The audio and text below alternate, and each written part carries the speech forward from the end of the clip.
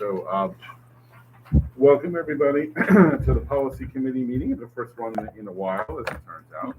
We've had quite a bit of churn going on in the last couple of months, but lots of things to do in the coming months. Can everybody hear me if I speak through my mask at first level?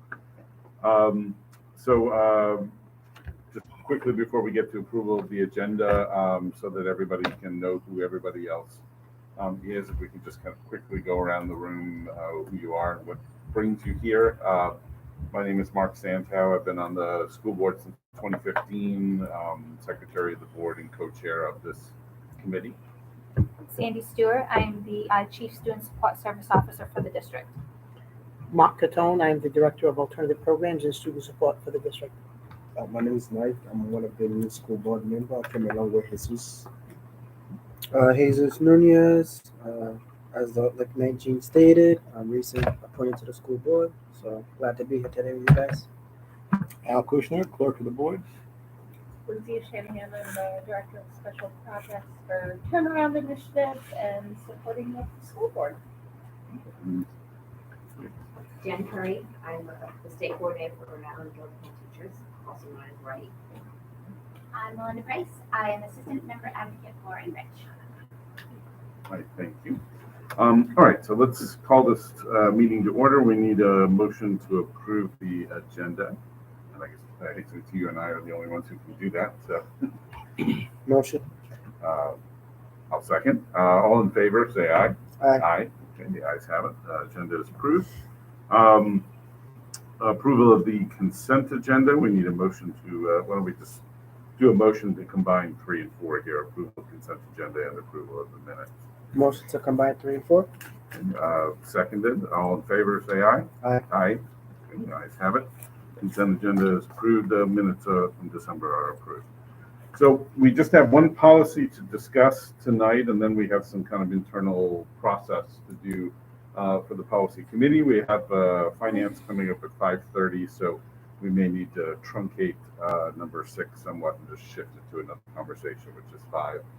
Which is fine. The homeschool policy is the most important thing we're doing here tonight. So, Sandy, do you want to walk us through the policy? And we can Sure. go from there. I'm going to walk us through the policy, and then I also want to share some supporting documents also as I'm going through. If you don't mind, thank you. It's still in draft form. However, I do want to share some of the forms, policies, and yeah, absolutely. Okay. So when you look at the policy, we have obviously our general belief that parents and legal guardians have the right to homeschool their student or their child under our state compulsory attendance law. Underneath that, we have our purpose and then definitions. We also have the guidelines and implementation strategies. And I'm going to walk you through that in this document because I think it lays it out a little bit easier to understand. So that way you'll understand. And then we also have a section here for students who receive IEP services. And then we also have a section talking about the educational plan, which I'll go over in a moment. And this is the first time that we have a homeschool policy, which is great. So I want to walk you through the document that I shared with you. And this is, like I said, in draft form. However, it outlines in detail what a family has to do in order to homeschool their child. And the first thing that we ask the family to do is create a letter of intent. And what we've done is on page 4, we've created a sample letter, and our hope is that this will live on the website so that way families can just input the information and it's already done for them. So they can just input the information and then send it to us. And we've actually started utilizing it to share with some of the families that have, applied for homeschool, and it's been, people have really been appreciative and have really been using it. It's made it much Do easier. you accept a digital signature? Yes. Yes. Mm-hmm. Yes. So we've been utilizing this. The next piece to our application policy is that they have to fill out an actual application, which you will see right after the letter of intent, which just gives us some information on, on the child. There's some just basic information, address, their parents' information. Do their students receive IEP services? And the reason we ask that for the IEP services is if a child does have an IEP, once we receive that letter of intent, we submit that to the Office of Specialized Instruction, and within 10 days, they have a meeting with the family and do an IEP review. So that's why we ask that there. We also ask if the child has a 504 plan and if they also are a multilingual, if they're a multilingual student. So that way we can ensure that there's an ELD, which is English language development, that they have some support in that, which is what our ELD students receive. So that's why we ask them to indicate that. Then what you'll see is the other thing that they are required to do is an educational plan. So we wanted it, again, to make it very simple for families. So we have an elementary and a secondary because it's different on what the requirements are by law. And what you'll see is on the plan, we ask families to share with us, very simple, what is the resource that they're utilizing, and then what is the assessment that they're using to assess that particular content area. And we do the same for the elementary and secondary. And one of the things we have been sharing with families, and I know this was something important with you, Dr. Saka, was about the science, because we were amazed that the science isn't included. So usually we'll let families know, that science isn't included, but, if they would like some resources, we can help support them with that also. Then you'll also see what we do is we take that educational plan and we give it to our teaching and learning team. So our teaching and learning team then looks at the plan and reviews the plan and then provides us feedback, which you probably see the form, it's highlighted. And what we ask the TNL team is to give us, so if they have some suggestions for the family, or if there's something they want more information on, we ask them to fill this out. So that way, when we get back in touch with the family, we share with them, these are the recommendations, and then obviously try to support them in meeting those. And so that's that form. And one of the things that we heard frequently since Mr. Catone and I took over homeschool, which I probably should have started with that, but we took over homeschool. It was, I would say, end of November, December, Yeah. when we took it over, and my office took it over. And one of the things we heard a lot from families as we were trying to maneuver and pick up from the previous coordinator, a lot of them hadn't been told if they were approved or not. So we wanted to make something very easy. So what we've done is we have 2 parent letters here that we would submit. So if there was something that they were missing, so a lot of times we would get the letter of intent, but they were missing the educational plan. So we wanted something where we could share with them, these are the items that you're missing before we can bring it to school board. Because we make sure all of the application is complete, the educational plan, before we do bring it to the school board for approval.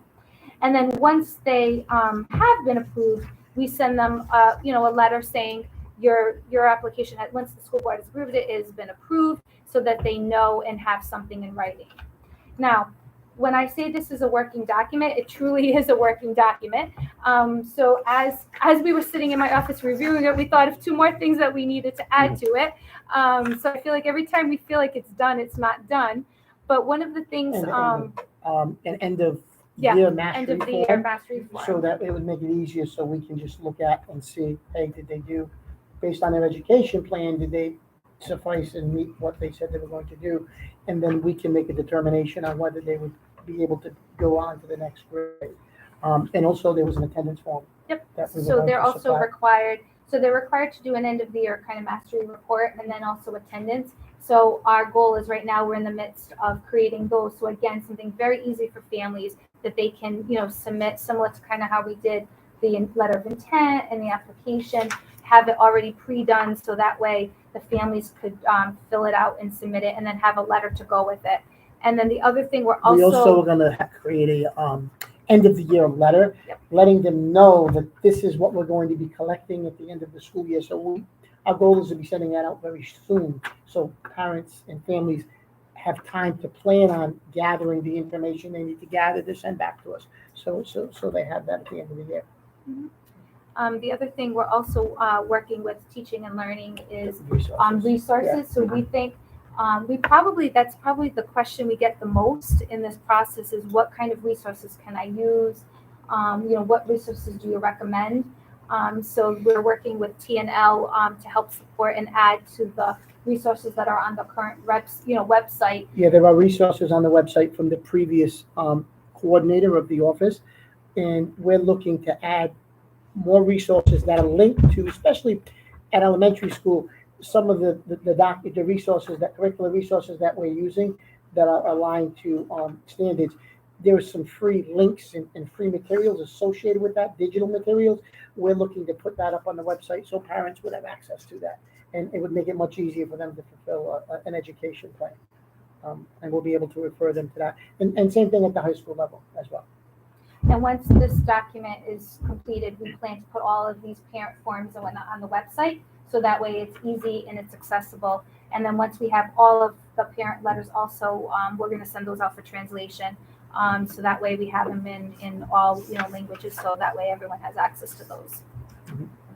And to answer a few of the questions that you had asked, Dr. Santa, Yeah. so the school, there's no homeschool office. What the homeschool falls under the student support services, and it falls under Mr. Catone, which Mr. Catone's the student support service office. I know it's a bigger department, and then there's a little office inside of the bigger wellness department, and it will fall under him. And yes, we do mail these. The forms also. So some of the families want to make it easier. Some of them email, and we accept that too. Sometimes they want to email, so we do either email or we send out. Yeah, a lot of the via mail. families over the last Yeah, they've been doing couple of email. months have been doing email. They Yeah. just found that to be easier. They can do stuff from their phone and communicate back and forth. It's just, having the mailing out, because people often get their email through their employer, they switch Mhm. jobs Yep. or lack resources to access the internet, any of those things. Sure. We actually also have a home school Let's Talk account. Yeah. So that way we can also communicate through families through the Let's Talk. That was something we just also set up, so that way it'd be easy and be just another form of. Is it like a chat online thing? Yeah. It's right on our website, Yeah. so they can actually, just send us a message through that, and we actually have our own dedicated homeschool. So we have that. So just back to the first thing in the definitions. Yep. Do we, assuming a parent is looking at this policy and thinking about, the possibility of homeschooling, can we be more precise in the homeschool office about just where responsibility for this resides? Because that's a frequent complaint of PTSD parents in general, not just in this circumstance. I don't know where to go in the bureaucracy to get my answer to my question. People get shifted around and that sort of thing. So the more precise we can be with that. Yes, we'll put right in there the student, and we also put that in a lot of the documents. We put Mark's information in there with all of his information, his email and the phone number and whatnot. We're in the process of changing Mark's office where he is, and then hopefully once we have his extension, his phone line, we'll put all that information on the documents and on the website so families And know. if it's possible to put hyperlinks into the policy where relevant, because I'm assuming if any parents look at the policy, they're looking at it online and say, okay, this will take you to all these things that you've created. What we were thinking, and you can let us know if you agree, a lot of the documents that are in here is what we would hyperlink here. Yeah. So that way, when we talk about letter of intent, it would be there, so that way the family could just click on it and it would be there. And then on the website, we could put this exact document, so that way they have everything, so it's in multiple spots. Yes, so that's true. Yeah, keep add that mark about the hyperlink. Yeah, very good. Yep.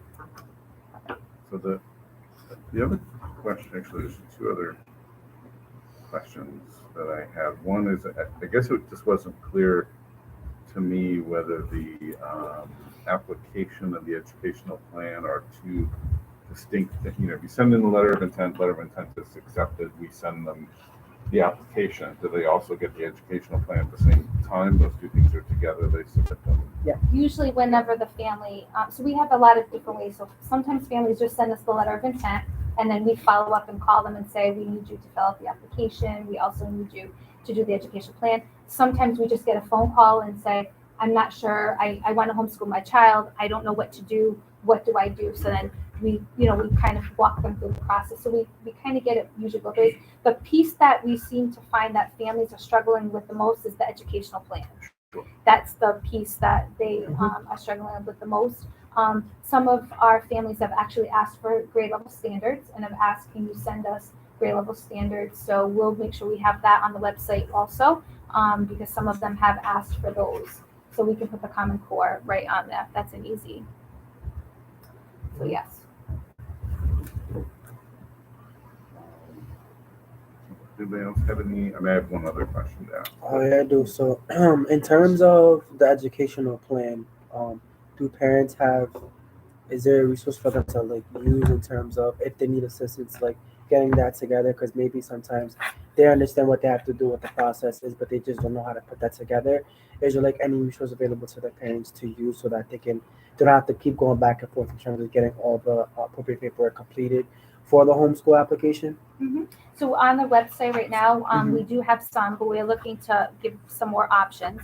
And that's what we're working with the teaching and learning team to do. And then we also, Mr. Cotone and I also walk them through that also. And then we also, matter of fact, that's another thing we forgot to put on there. One of the things we also noticed is we wanted to give them a letter with just resources that are at the schools, because they also have access to that. Right. So how, if they want those materials, how can they get it? They don't have to, but if they want them, so that way we can have they can send us a copy or a request for that. So that way we can work with the homeschool of the student, and then make sure we connect with the family to give them those resources. Perfect. A lot of them, what they've been asking for has been a lot of online resources. Yeah. So they've been asking for online resources, and they've come up with some on their own. And then if it's elementary, I'll reach out to the teacher and learning team and say, hey, can I utilize this? And if they give me a yes, no feedback, and then I communicate back with the parent and say, hey, yeah, give me a thumbs up, that's great, you can use it, or not appropriate for third grade, but here's some other things that you could possibly use. Some of them just want direction. Yes, They're direction. not sure if they want Of course. some direction. Yeah. So we have some families who've been homeschooling for a very long time and already have their curriculum and what they're Know the doing. process. And then we had a lot of families this year that wanted homeschooling because of the pandemic and COVID, and chose to make that choice. So, and it was very new to them. So that's, and then we had some families that started homeschooling, and then a couple months ago were like, I want to bring my child back, and have, been bringing their, the students back in person. So it's been a mixed. It's been a mixture. Yep. And we're still having homeschool. I mean, we still have We're still getting, people apply. I mean, apply, just a couple weeks, 2 weeks ago, maybe we had someone apply. So we still have it open. Yeah. Mhm. I'm starting to get parents reaching out now asking about next school year, and how do we can we continue on homeschooling, and I'll be part of our end of the year process as well, giving them that information and how they go about doing that. That was actually the question that I had in section D. You said they approved homeschool programs are subject to annual renewal, and they have to submit instructional attendance records Yes. from the previous year, some type of evaluation component. So my question in the comments there was that, is that all they need to submit, or do they need to do another application and educational plan for the following year? They would do another. So they would, so the one that they'll submit at the end of this year will be for this previous year. So they'll submit their attendance and all the assessments and material for this year, and then next year they would apply again. Because the education plan would be for a different grade. Grade. Yeah, no, that Yeah. makes sense. So Yeah. we may need to add that language in here. Okay. I Make it more think it explicit. gives the impression that if I'm going to do this for a second year, all I have to do is give them the attendance records and evaluation from the previous year, and I'm Okay. good to go. Sure, we can definitely make that more explicit. And when, I guess it would be July. Is July 1st, would that be the deadline for that as well, or is that a different deadline? We would like to have them by the end of June, I think, is what we had discussed. Yeah, I think previously, from going through the records we did have from previous years, I think. If you wanted to roll over for the following year, I think they gave them until almost like August 1st, I want to say. Like they gave them the month of July for the following school year. And then we would send I think that the district sent letters out in August saying, hey, you've been approved again for next school year for homeschooling, so the parents know and are able to plan on that. I'd like to do it earlier Yeah. than, I felt like this year it was really late. But I think there were a lot of families also that weren't sure what they were gonna do, so I think that also played a role. But I think our, traditional families that do homeschooling, consistently, and they know they're going to make that decision, I'd like them to, start submitting and getting that, and, we'll be here throughout the summer to help support that. And a lot of times, a lot of families just really call, and we just walk them through the entire process is usually, how we, do it. And we actually have a coordinator for student support services under Mr. Patones right now. He's an office of one with, quite a few other roles underneath that. And so we actually will have someone that will also be supporting us with this also. So won't just be Mr. Patone, myself, we'll have someone else. So that way there'll be more people to support.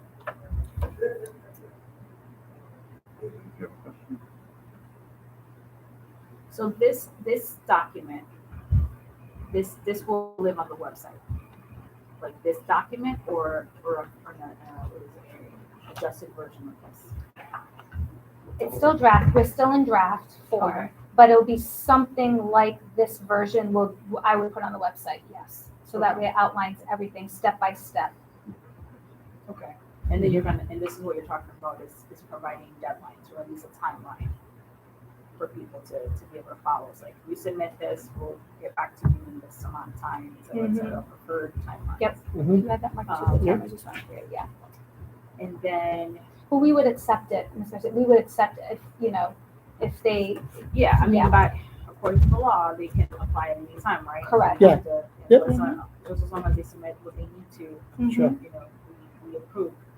Mhm. And then this came up before, but the law doesn't include science, and that is why it's not here. Right. Oh, and I was just actually, I think maybe you were here, we were just saying, when we talk to the families and we go over, because a lot of them are not sure, like, what are the content areas that they have to do, we share with them the content, and we also suggest the science, since we know it's not law, but we also suggest and say that, if they'd like to do the science also, we can help them, provide them with resources for that. Okay. Yeah. All right. I think, based on all of the conversations we had, I feel like the policy and this procedure is, a 180, right? Like a 170 almost, turn since we started these conversations. I would, as far as resources are concerned, from memory, not anecdotally, I know that there are some like homeschool family groups in the state. So if we could at least add that as a resource, Yes. like hey, consider. Oh, okay. Yeah. Consider joining this homeschool community. Yeah. Since we can't assign you a teacher, at least you have each other to help each other out through this process. I think it's phenomenal that you guys are putting so much effort into providing resources. Kind of my opinion is they opted out of the public system. Like, you get what you get. Like, if you give a little, that's more than what they should. You know what I'm saying? Like, the law does state there's a textbook, reference to textbooks, Yep. 1623-2, I think. And so that stuff is kind of complicated, but they have to apply for it during a certain time. And so I think it's fantastic that you're offering all this extra, but don't feel completely obligated to make that. Well, Like this big showcase eventually moment, these like- kids come back to us. That's right. Exactly. And that's So Yeah. we don't want We them have an to be, interest. we don't. It's in our best interest that they come back to us strong. And And so, and when we have a family, or a mom who calls us, right, like we get so many families that are like, oh my God, I don't know what to do. And you can feel like we just can't turn them away. Well, it's been so different lately because these like pandemic homeschoolers Correct. are not the true traditional homeschoolers. Yeah. We call them crisis homeschoolers. Like, Mhm. they're not invested. They're like the people who sold their house and they're living in an apartment. Like, this is a temporary holdover. They're going back to something else. Right, and we have seen an influx of kids who started and have started coming coming back. But Ms. Garcia's right. I think a lot of the majority of our kids are going to come back next year. Just So keep 'em on we your want same them track. absolutely. So as much support we can give the families, I think, the better. I have a couple of questions, but I don't know when it's the Sure. right time to give them, so let me know. Yeah, you can go right ahead. Yes. Okay, so on this, where it says we'll abide by the laws, Mm-hmm. 1619-1 is really important, that needs to be included, that's the compulsory age. Okay. As well, so that needs to get thrown in there. And looking at this as a homeschooler of like 18 years now, I'm even confused, but like, oh, wait a minute, all this stuff on the letter of intent is in the education plan. Is there a way to make these two forms one?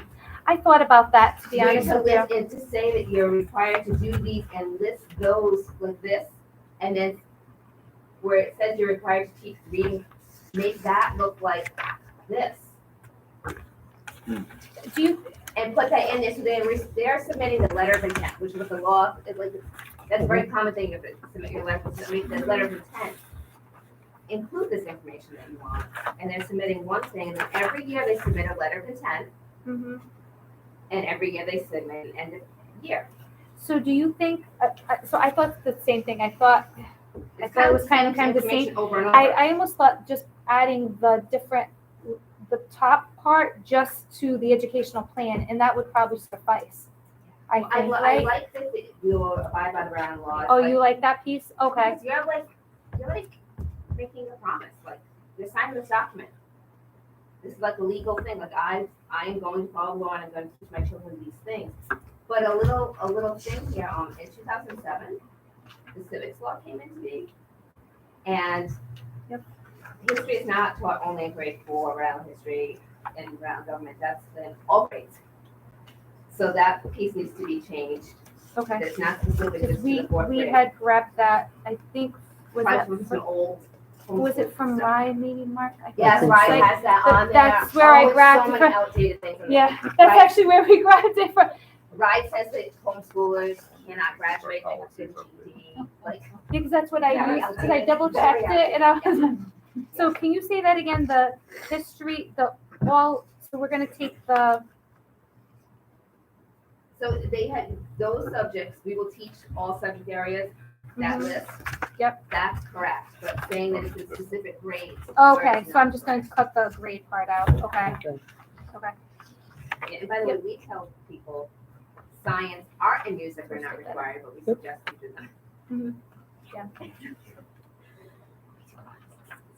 We could even, we debated about adding science to the materials, but then I didn't want people to feel like they were obligated also.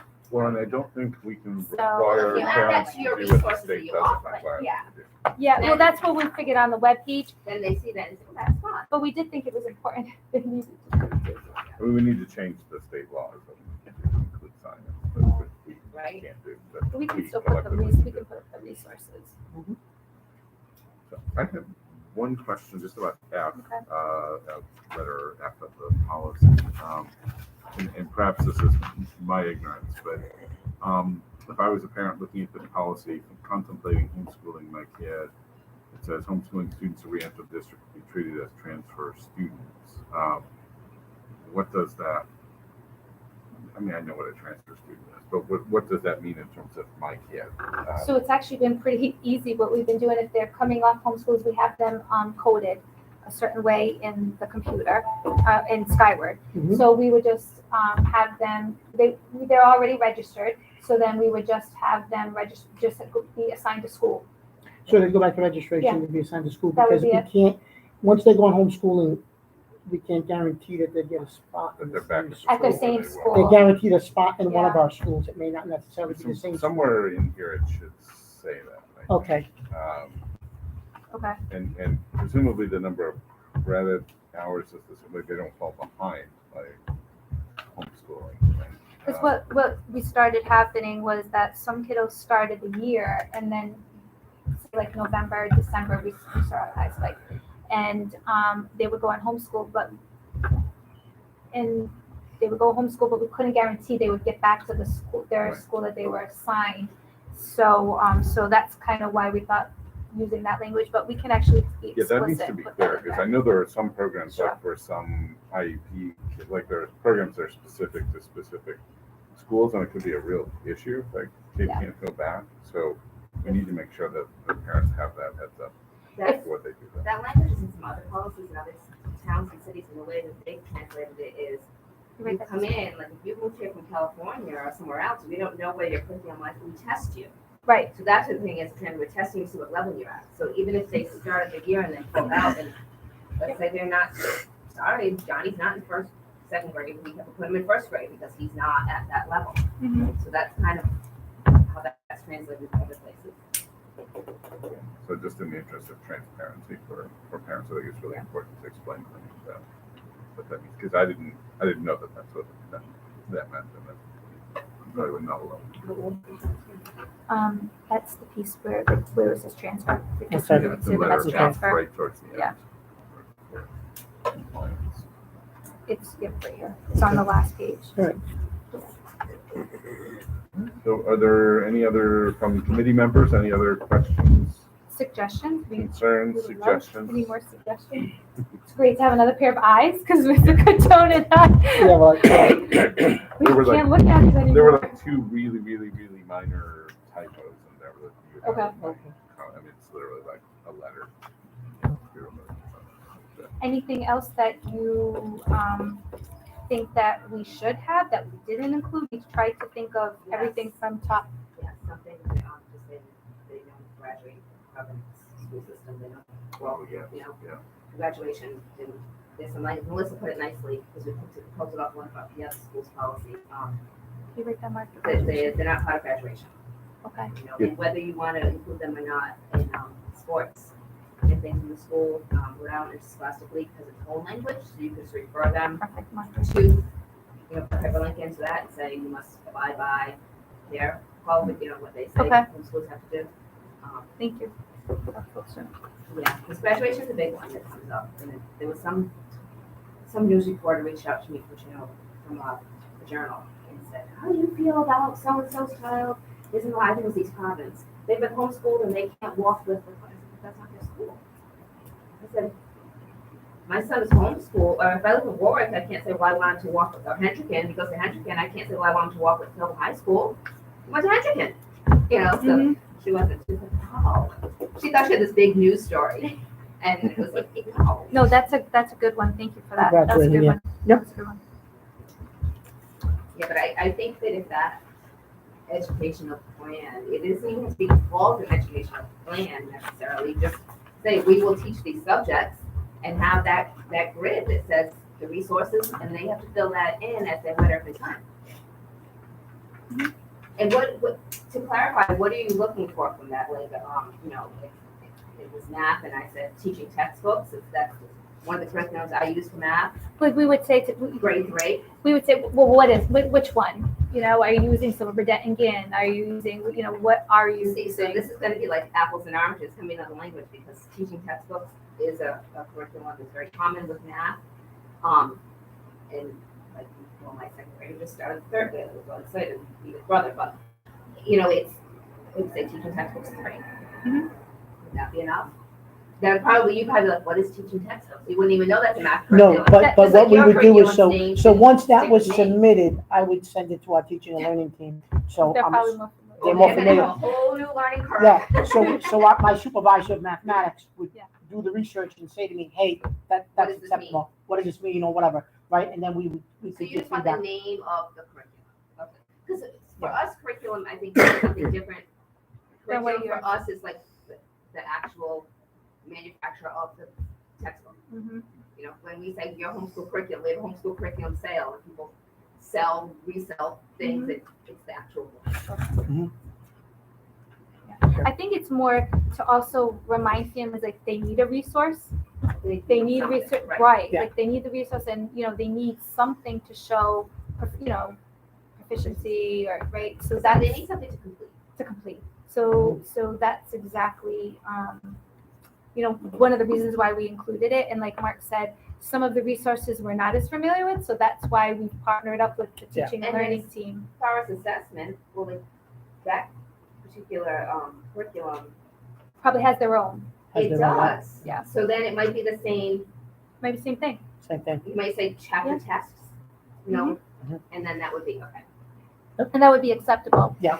It's just also to help them think through that also. I think we tried to make it so comprehensive because I think we had so many families who never done this, you know, and this was the first time they've done it. And Probably won't do it. and a lot of the calls that, you know, we Yeah. got from families were help, help. And it's challenging to find a one size fits all to sum it up too. That's been a job, as you know. Yes, yes, Yeah. it has. It has. But the good news is we have a step-by-step here. So at least it's very detailed. These are the things we need and it's written out and we have it, which is something we never had before. So that's been the good thing. And I think the other feedback, because like I said, this is still in draft form because we're still sharing this with families. Like I'm still, you know, use the letter of intent. What did you think? Because we want it to be useful. Because a lot of times families were sharing just, well, what do you want in the letter? So Mark and I were like, let's just write one We'll for write them. one for them. Yeah. It's right. Let's just make it easier for them. Yeah. And so that's why we did that. And then we knew we needed some of the basic information. That's where this came. And then this actually came out through the idea of, okay, what are we going to give teaching and learning for their feedback and review? So that's kind of where this came from.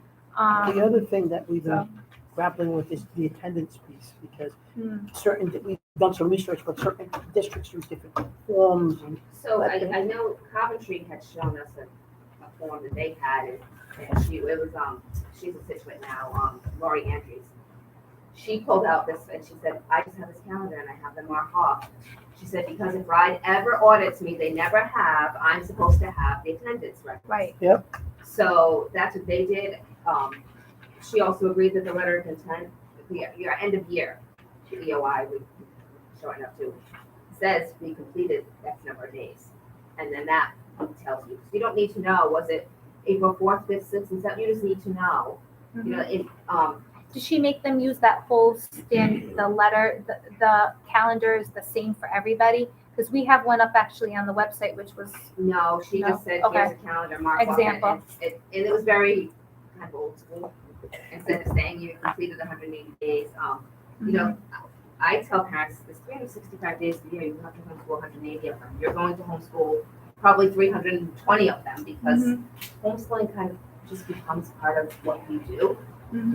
This morning, I was at Great Wolf Lodge with my boys, and we're waiting for friends to meet them for breakfast. And what are they watching? The History Channel and about NASA and about some missile being launched and the history of the space, that division of the government now. And well, should I watch that for an hour? So that's where it gets into kind of this nitty gritty of the, you know. And then we're talking with a bunch of homeschoolers. They say, "Did you know?" Blah blah blah blah. And there's this conversation around the table. So now, did we homeschool for an hour? Did we homeschool for 2? Because it was over breakfast we were talking. So this hour stuff, I can tell you, you can ask people for hours. They're just gonna say, how many do they say we need to do? And they're gonna fill it in. It's not gonna be measured that way. That's why we And had that's not even in the law, the hours piece. and we put that. I had done 180 days and then 900 just to give a rough estimate. But you're right, there's probably way more. But just to give like a starting point. And to even keep track of that is like. I know. And then for high school, it was when I researched it, it was 990 for high school. They needed. So in this, this piece is going to get put into the letter of intent anyway. So how would it be? We will blank me or blank exceed. So what number should have gone in there?